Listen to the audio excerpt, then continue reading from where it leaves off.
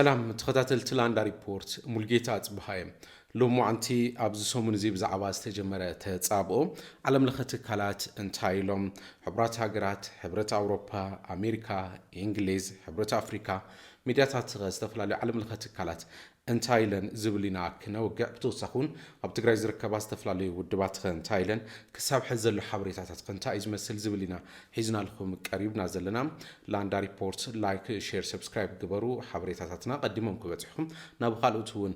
مدباتنا نصبصباتنا نقدمهم كبتحو كل جزء لايك شير سبسكرايب كتقبلنا نحطت كم زفلت أب زحلف سمون أب زوبا سمين معرب تقرأي أب كبابي تسلمتي سراويت تقرأي مسراويت مكل خال إثيوبيا تتصابقو كم زنبرن باستفلالي مع خنازينا ناتتصابصبا نيرو على بزي خونه مجدي مجمرا يقلص نيرو تي تتصابقو مهلايو زغلصو حبريتاتات يوصو نيرم اب محبراوي ميديا بوانانت يقلص نيرو بدحري ግን مع خنازينا AFP ناي فرنساي زينا أغلغلوت مالتيو بتوساخ دما رويترز خلتيهم كاب دبلوماسياو منجتات حبريتا رخيبنا إلهم زينا دحر مسرحوميو تي حبريتا علاو بزخونه منقدي مزراب تجميرو منغو حالتات تا إثيوبيان حالتات تግራይን ጎነጽ ተኻይዱ ዝብል እዮም ጸብጻብ ሒዞም ወጽዮም እትኹነታት ናብ ኣሰ ይኸይደሎ ሓልታት ትግራይ ምስራዊት ምክልኻል ኢትዮጵያን ምልሻታት ኣምሓራን ይዋግኡ ኣለዉ ዝብል እዩ ካብ ምንጭታት ዲፕሎማሲ ሓበሬታ ረኺብና ብምባል እቲ ዜና ዝሰርሑ ክልቲኦም ማለት እዩ ብሶሉስ ከም ዝተጀመረ ይተሓቢሩ እቲ ኣብ ከባቢ ጸለምት ዝተኻይደ ጎነጽ ማለት እዩ ብድሕሪው ትኹነታት እና ተጋደደ ከም ዝኸደ ዝተፈላልዩ ሓበሬታታት ናወጹ ጸኒሖም እዮም ኣብ ጸለምቲ ከባቢታት ዝነበረ ብደቡብ ትግራይ እውን ኣብ ዝተፈሱን ከባቢታት ንዑ ዝመስል ተጻቦታት ምህላዩ ክግለጽ ጸኒሖም ሎሙ ኣንቲ ኣብ ማይ ጸብሪ እንታይ ኣሎ ዝብል ድማ ሓቲስና ኣለና ራይና ሎሙ ሶኒ ማለት እዩ ኣብ ማይ ጸብሪ እቲ ኩነታቱ እንታይ እዩ ዝመስል ዝብል ሓቲስና ኣለና ብክልል ኣምሓራ ዝተጣየሸ ምምሕዳር ኣብ 2016 ወርሒ ነሓሰ يفريسو نيرو أب كلل أمحرا منجست كلل أمحرا زت عايشو أب زوبا معرب تجراي أب تسلمتي أب رايا كوابتاتن منجست كلل أمحرا من محدارات عايش نيرو مسرتو على بريتورات مزابلتن كملسو أبو زت عايشو من محدارات كفرسو مسو دما أبو زلو عتقات كابت كباب كوتسو بستتلم مسرت أبو زوادو تجراي كفرسو تجيرو من محدارهم فريسو عتقاتون كوتسو من قصاص الحر مكادو تمثل بتسلمتون ككايد تجيرو أب تسلمتي أبو ورحي نحاسة حملة كباب خلتشن 16 شنم أب تكرامات جزء توم أبو تتعيشهم زنورو من محدارات كفرسو تجيرهم زنبرو كاب تمال مش جميرو جنا كان بحدش سرحنا مجمار من قصاصي قبر له تبعه له ناي من محدار كلهم حرا زت عايشوا من محدار أب تجراي سمير معرب تجراي مالتيو سرحتنا من قصتي بمحراز تمدوا سرحنا كجمر قصواسي كاد نيرو تمال مشت بوليسنا يا محراون كأتو من قصاصي قبر كم زلنا حبري تاريخي بنازلنا حزب دما أب كبير شاولتيو آتي زلهم فلاي دما تمزع بالايز نبرة تملسو زاتوه أب خبير شاولت كم زلوا أب زر كب تجراي هون أب خبير تأجم كم زلوا ينجاري زلهم كم زفلت بريزيدنت كيزاو محدار تجراي تعدس ورده تمزع بالتي دحر من ملاسهم دحر قلت شن 16 أبو من محدار بزي متياشو توسخ دماته وزلو حزبي أب سقاي كم زلو بتهم أبو زركبو ميليشاتاتن عطواتن أب تأجم يركب موبايل سراوي تجراي نوع كرجاجة إلو دما نت كبابيتات أبو زلو كم تناي رايا كباب استفدت تهزبي أبو نتي تسراويتنا أبو آتيو سلام نكرجاجة إلو دما ندردر تسوق تبعيلو سلازلو ندردر ناب تربيزان ممتع بزح جز من قدي سراويتنا بتكبابي كم استنكس عسب قاليت نيرو يتهزب جن خبيت سجامي بس حلو كم زلون قاليت نيرو بو مخنات جنا زي تزأبي وجدت كم زجات أما أبتي ناي سمين معرب كاوت سلمتي قاليت نيرو تهزبي تتمزع على كبيت سجام بمهلاو ونوع نمحجاز تبعيلو يتعطي نيرو كوينو جنا جدت هجات إيميو تمليسو سراوي تجراي ندحرت كملاس ببريزيدنت تحدث ورده تزاز كم استهذا يبعلو أب ميديا قريبو أب تلفزيون تجراي نهزب زفلته نعم ويلات تاي صوت بهاد مسبلنا تسلمت زنارة توصلت تملس الله لما علتون عوضوا على الله وجنيرو كملس ينات إذا أريد الله سازي بزي مخدات نعم ጠላላ ኩናት ዝበሃል ከም ዓይነት ምድላው ነይናርና ከም ዓይነት ተሳለልፋው ነይናርና ክምለስ ዝብል ኢና ቢልና ባክ ኖርማል ናብ ዝርርብ ክእቶ ኣለዎ ዝብል ኢና ሂድና እቶም ህዝቢ ግን ሕዚ ብምምሕዳር ክልል ኣምሓራ ዝተጣየሸ ምምሕዳር ናይቲ ከባቢ ይኣቱ ከም ዘሎ ሕዚ እውን ተወሳኺ ስጋኣት ይፈጥረሉ ከም ዘሎ እቲ ህዝቢ እዩ ተሓቢሩ ዘሎ እቲ ዝረኸብናዮ ሓበሬታ ካሊእ ኣብ ጉዳይ እቲ ናይ ጸለምትን ካልኦት ከባቢታትን ዘጋጠመ ተጻቦታት ጠሚቱ ዝተፈላለዩ ትካላት መግለፂ እንዳሃቡ ሓሳቦም እናካፈሉ እዮም ዝርከቡ እቲ ጉዳይ ጠሚቱ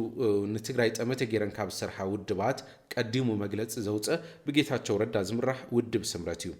እዚ ውድብ ዘውፅኦ መግለፂ ሕወሓት ኣብ ከባቢ ዓፋርን ጎንደርን መጥቃዕቲ ተሊሙ ክብል እዩ ከሲሱ በአማኻሪ ቀዳማይ ሚኒስትር ጉዳያት ቀርኒ አፍሪካ ጌታቸው ረዳ ዝምራሕ ውድብ ዲሞክራሲያዊ ስምረት ትግራይ ስምረት ድሕሪ ጉጅለ ናበለ ንሕወሓት ክገልጽ ተራእዩ ዘሎ ክልል ዓፋርን ጎንደርን ዘዳው ከባቢታት ኢላማ ዝገበረ መጠነ ሰፊሕ መጥቃዕትን ምፍጻም ምድላዋቱ ሙሉእ ብሙሉእ ወዲኡ ተኹሲ ጀሚሩ ክብል እዩ እቲ ውድብ ኣብ መግለፂ ከሲሱ ዘሎ እቲ ጉጅለ ናበለ ዝፀውዖ ንሕወሓት ማለት እዩ ንስምምዕነት ፕሪቶርያ ብግልፂ ብምጥሓስ ከበድቲ ተፅዋራት ካብቲ ቀቢሩሉ ዝነበሩ ሓቢእዎ ዝነበረን ቦታ ኣውፅኡ ናብ ክልላት ኣምሓራን ዓፋርን ይጽጋዕ ኣሎ ክብል እዩ ድማ ከሲሱ ስምረት እቲ መግለፂኡ ወታደራዊ ስርሒት ከም ዝተፈጸመን ሕግን ስርዓትን ከምኡውን ሙሉእ ንውዕል ፕሪቶርያ ዝጥሓሰ ካይዳ እዩ ተፈጺሙ ብምባል እቲ ዝተኻየደ ወፍሪ ኢሉ ዝገለጾ ወይ ድማ ስርሒት ድማ ምስ ሻዕብያ ብምዃን ዝተወልዐ ኩናት እዩ ብምባል እዩ ኮኒንዎ ብተወሳኺ ድማ ናይ ሻዕብያ ኢድ ከም ዘለዎ እዩ ክስ ቀሪቡ ዘሎ ካብ ዓለም ለኻዊ ትካላት ድማ ቀዲሙ ዘውፀ ካብ ውድባት ስምረት ኢልና ኣለና ካብ ዓለም ለኻዊ ትካላት ድማ ቀዲሙ መግለጽ ዘውፀ ኣብዚ ጉዳይ እዚ ሕብረት አፍሪካ እዩ ሕብረት አፍሪካ በአቦ መንበር ቲ ኮሚሽን ሙሐመድ ዓሊ ዮሴፍ ቢሉ መግለጽ ኣውፅዩ ኣብ ገለ ክፋላት ትግራይ ዘሎ ኩነታት ብቀረባ ይከታተሉ ከም ዘሎ ኣብ ቀረባ እዋን ብዘጋጠመ ምዕባለታት ድማ ስክፍታ ከም ዝተሰምዖ እዩ ገሊጹ ኩሎም ወገናት ድማ ነብሰ ምግታእ ክገብሩ ነቲ ምትእማን ድማ ከላሕልሑ ዝገብሩ ነገራት ካብኡ ክቁጠቡ ስምምዕነት ፕሪቶርያ ድማ ብምልኣት ክትግብሩ እዩ ፀዊዖም ሕብረት አፍሪካ እውን ሙሉእ እቲ ናይ ስምምዕነት ፕሪቶርያ ንክትግበር ዘለዎ ተወፋይነት ከም ዘረጋግፅን ኣብ ምውሓስ ሰላምን ዕርቅን ድማ ንኩሎም ወገናት ዝህቦ ደገፍ ከም ዝቕፅል እዩ ነቲ ናይ ሕብረት አፍሪካ ኣቦ ወንበር ኣብ መግለፂኡ ቀዲሙ ዘውፅአ ማለት እዩ ነዚ መግለፂ ድማ ምላሽ ዝሃበ ሕወሓት እዩ ብወገን መንግስቲ ፌደራል ምላሽ ከበ ይረአና ኢና ብወገን ሕወሓት ግና ምላሽ ይበሎ ነቲ ናይ ሕብረት አፍሪካ ፃውዒት እዩ ምላሽ ይቡ ኣቦ ወንበር ሕወሓት ደብረጽዮን ገብረ ሚካኤል እዩ ነዚ ምላሽ ዝሃበ ሕወሓት እንተበግሶ ሕብረት አፍሪካ ከም ዝቕበል ንዘተ ቁሩብ ምዃኑን እዩ ኣብ ጽሓፎ ደብዳቤ ገሊጹ ኣቦ ወንበር ሕብረት አፍሪካ ንዘቕረቦ ጻውዒት ልዝብን ምህዳእ ወጥርን ቅቡል ንገብሮ ኢሉ እዩ ዶክተር ደብረጽዮን ኣብ መግለጺኡ ሕወሓት እውን ካብ ቀደሙ ሰላምን ምርጋእን ክፈጸም ክህሉን ድማ ውፊ ምንባሩ ኣብ ድብዳቤኡ ገሊጹ ሕዝቡን ኣብ ሓቀኛ ንኹሉ ዝሓቁፍ ውፅኢታዊ ዝኾነ ዘተ ንምስታፍ ድልዋት ኢና ኢሉ ደብረጽዮን ገብረ ሚካኤል መግለጺኡ ስምምዕነት ፕሪቶርያ ብምልኣት ክትግበር ካብ ሕብረት አፍሪካ ትጽቢት ዝግበር ንክፍጸም እውን ፀዊዑ ሕወሓት ኣብ ዝተፈጠረ ተጻብኦ ጠሚቱ ግና ዛጊድ ዝሃቡ መብርሂ የለን ኣብቲ ኣብ ከባቢታት ጸለምቲ ብወጀራት ከባቢታት እውን ዘሎ ተጻብኦታት ጠሚቱ ዛጊድ ብወገን ሕወሓት ዕላው ዝኾነ መግለፂ ይሰማዕናን ነቲ ናይ ሕብረት አፍሪካ መግለፂኡ ምላሽ ብደብዳቤ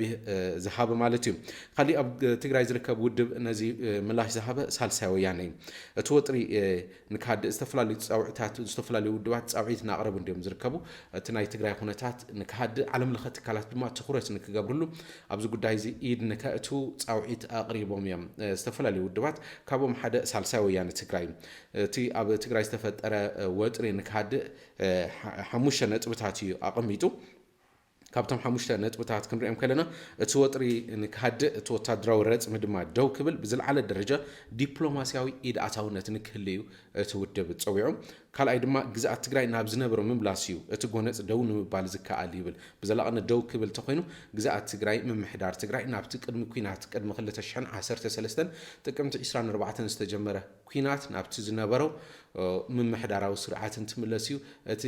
ሰላም ብዘተኣማምን መንገዲ ክመጽእ ዝብል እምነቱ ኣቐሚጡ ዘሎ ተመዛበልቲ ድማ ክብሮምን ድሕንነቶምን ብዝሓለወ መንገዲ ናብ መረበቶም ክምለሱ ከም ዝግባእ ይቐሚጡ ኣሳታፋይ ገለልተኛ ዝኾነ ድማ ናይ ክትትል ከይዲ ንክህለ ኣብ ትግራይ ንዘሎ ንዝተፈጢሩ ዝበሃል ኩነታት ድማ ዝከታተል ድማ ኣሳታፋይን ገለልተኛን ዝኾነ መንገዲ ክፍጸምን ክከታተልን ፀዊዑ ኣሎ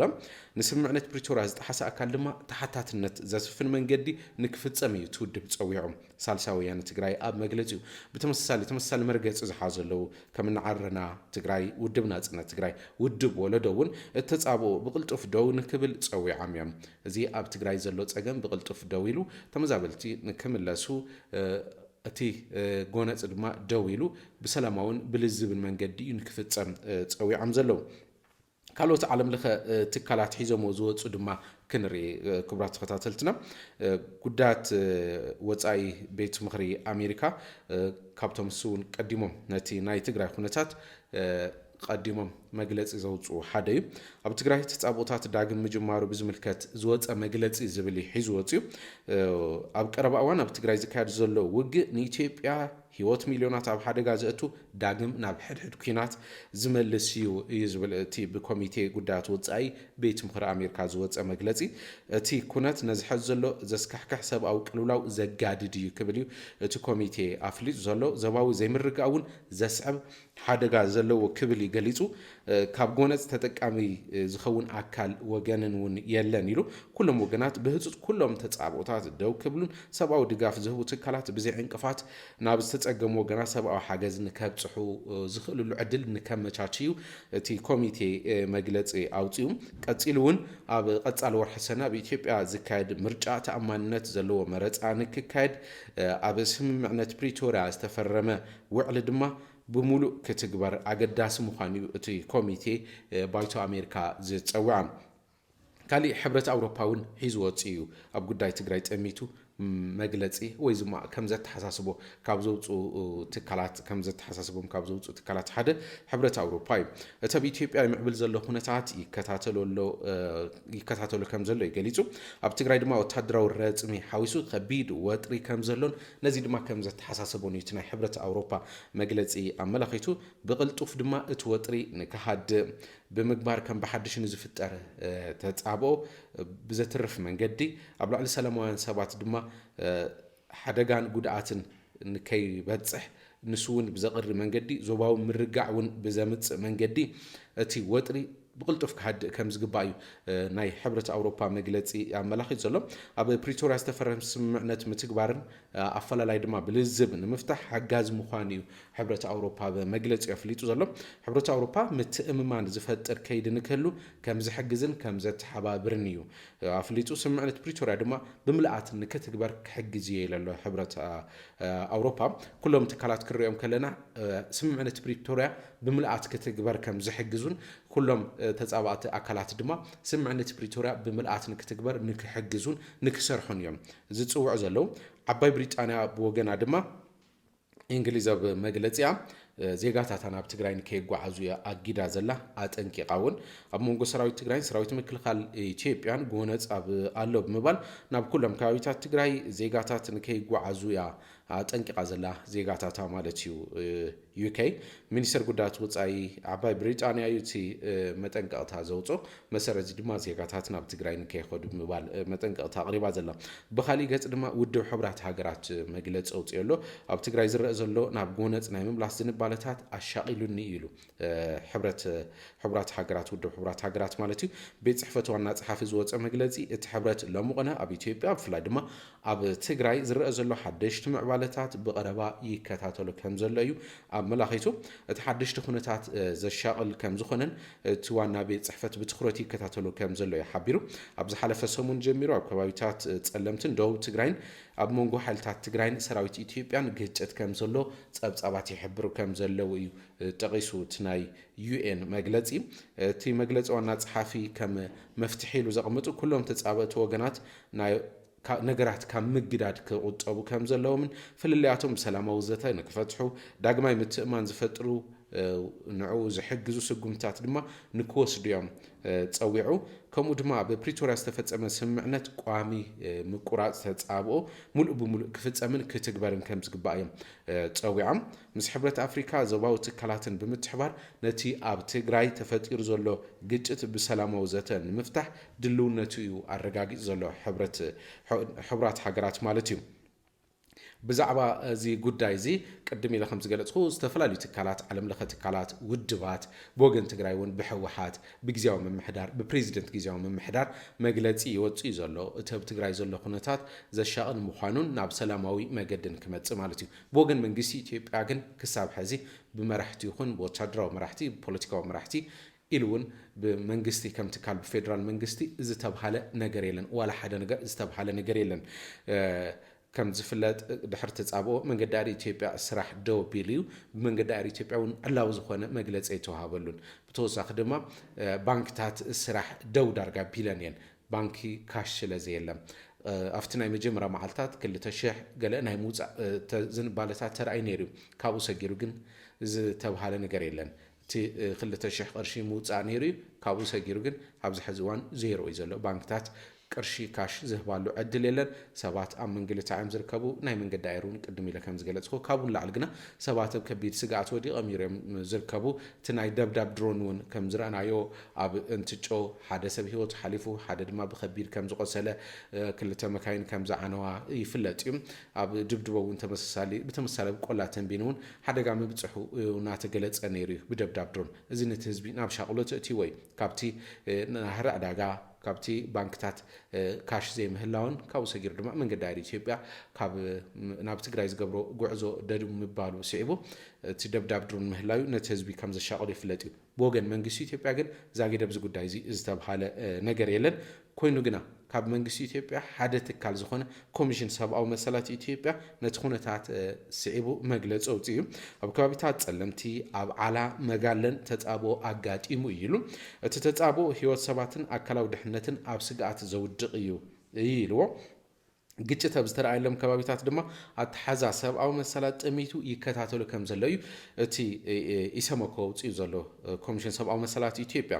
መሰረት ስምምዕነት ፕሪቶሪያ ኣንጻራዊ ሰላም ኣብ ትግራይን ከባቢኡን ተፈጢሩ ነይሩ እዩ እዚ ግና እቲ ተረእዩ ዘሎ ተጻብኦ ንድሕሪ ዝምልስ እዩ ዝብል እዩ መግለፂ ኣመላኺቱ ዘሎ ናይ ኮሚሽን ሰብኣዊ መሰላት ኢትዮጵያ ኣብ ልዕሊ ነበርቲ ጉድኣት ምምዝባል ብኻሊእ ካብኡ ላዕሊ ድማ ጥሑሰት ሰብኣዊ መሰላት ከይጋጥም ስጋኣት ፈጢሩሉ ከም ዘሎ እዩ እቲ ኮሚሽን ኣፍሊጡ ሰብኣዊ መሰላት ክኽበሩ ሰብኣዊ መሰላት ካብ ምኽባር ብተወሳኺ ድማ ናይ ሲቪላዊ ዝኾኑ ትካላት ኢላማ ከይገብሩቶም ዝጻብኡ ዘለዉ ኣካላት እዩ ኣተሓሳሲቡ ኮሚሽን ሰብኣዊ መሰላት ኢትዮጵያ ማለት እዩ ክቡራት ተኸታተልትና ንሎሚ ዝሓዝናዮ ኣብዚ ዛዚምና ኣለና እዞም ድሕሪ ኣብ ዝሓለፈ ሰሙን ኣብ ከባቢ ጸለምቲ ዝተፈጸመ ተጻብኦ ዝተጀመረ ተጻብኦ ስዒቡ ዝተፈላለዩ ትካላት ዝሃብዎ መግለፂ ኢና ሒዝና ኣለኹም ቀሪብና ነርና ንሕብረት ኣውሮፓ ሕብራት ሃገራት ኣሜሪካ እንግሊዝ ሕብረት ኣፍሪካ ሚድያታት ኣብ ትግራይ ዝርከባ ውድባት ዝተፈላለዩ ትካላት እንታይ ኢሎም ዝብል ኢና ኣቕሪብና ልኩም ስለ ዝተኸታተልኩምና ንመስገን ላንዳ ሪፖርት ላይክ ሼር ሰብስክራይብ ምግባር ስድራ እዚ ዩቲዩብ ቻናል ድማ ክትኾኑ ንሓትት ስለ ዝተኸታተልኩምና ደግምና ንመስገን ሰላም